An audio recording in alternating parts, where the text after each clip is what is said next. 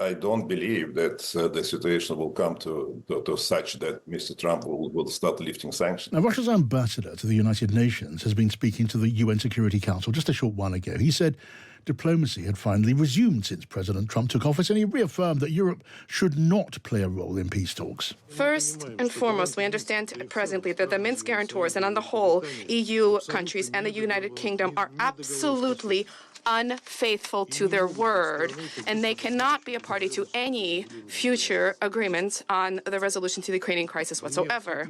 They are blinded by primitive Russophobia, their maniacal desire to inflict defeat on our country on the battlefield using the Ukrainians who are left alive.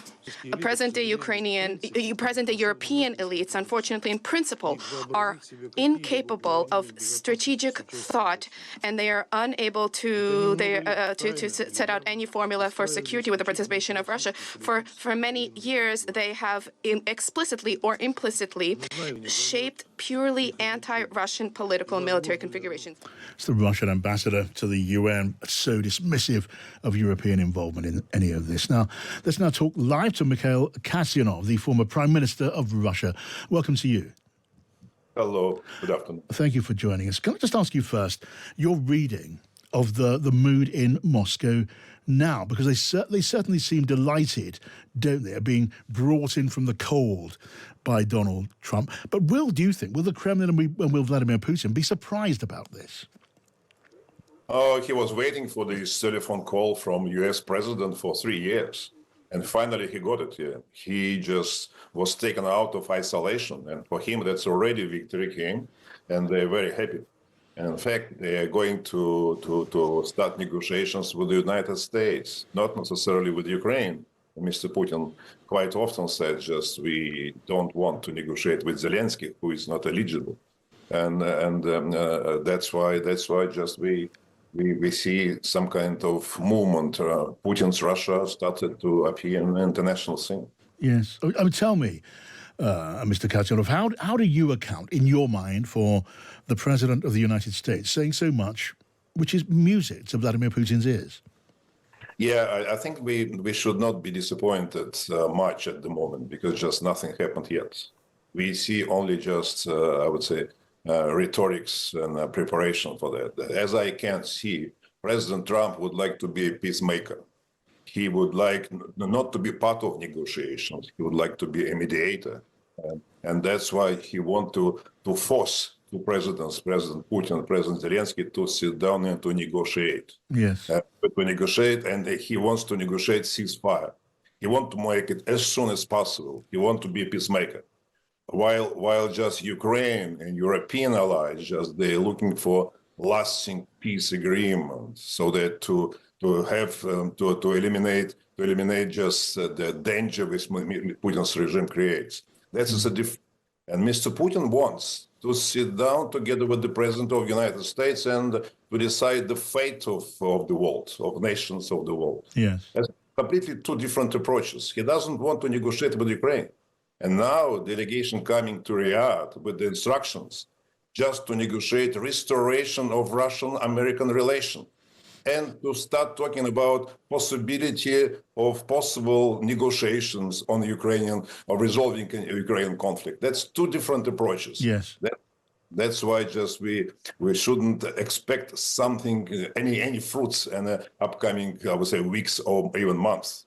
Yeah, although the Russian leader then, as you say, has got an enormous amount to gain here. He has huge short-term ambitions and huge longer-term ambitions. I mean, again, we see the Russian stock market is really soaring. There is a great prize for Russia in seeing, for example, maybe before too long, sanctions being relaxed. What do you think is Putin's hope then for Russia on the economic front?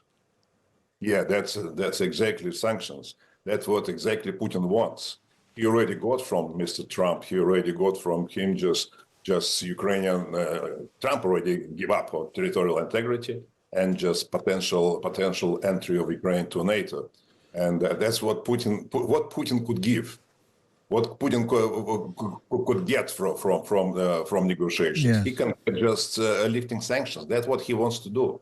He would like to restore relations so that to be taken out of isolation and so that to have pictures and the two presidents just deciding just everything in the world.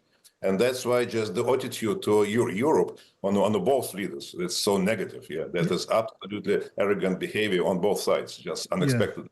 But you'd imagine, wouldn't you, that if even if America, if President Trump chooses to relax sanctions against Russia, Europe may be much more reluctant to lower its guard and do that. Absolutely, but I don't believe that the situation will come to such that Mr. Trump will start lifting sanctions. Right.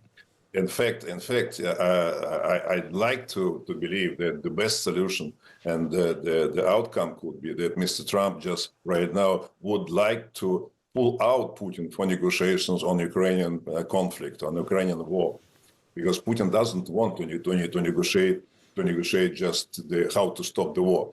And when just in a few months, I'm sure that President Trump would understand that Mr. Putin is not for negotiations, and that's what he could reconsider all his decisions. Right now, we can see just he didn't stop support of Ukraine. All previous decisions implemented, while just the Biden's administration didn't fulfill just all decisions which already just was adopted by the United States. It's only 50% of everything was supplied. And right now, just the supplies continue to take place. Yeah. The issue is how to fulfill Mr. Trump's desire to stop the war, as he said, killing of people as soon as possible. But he doesn't say about just security guarantees. How we can achieve security guarantees for Ukraine without the United States? Yes. It's impossible.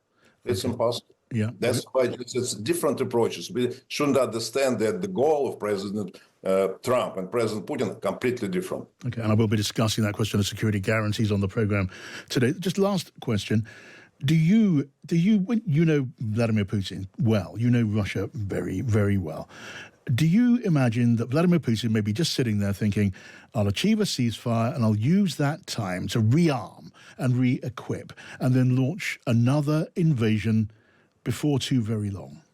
Yes, that absolutely such problem exists, and that will be taken this way. Although I would say Mr. Putin also doesn't want just initially to have a simply ceasefire. He would like to have just the resolution of all the problem. He reminds already that he wanted to discuss with the United States the whole architecture of security, European security at least.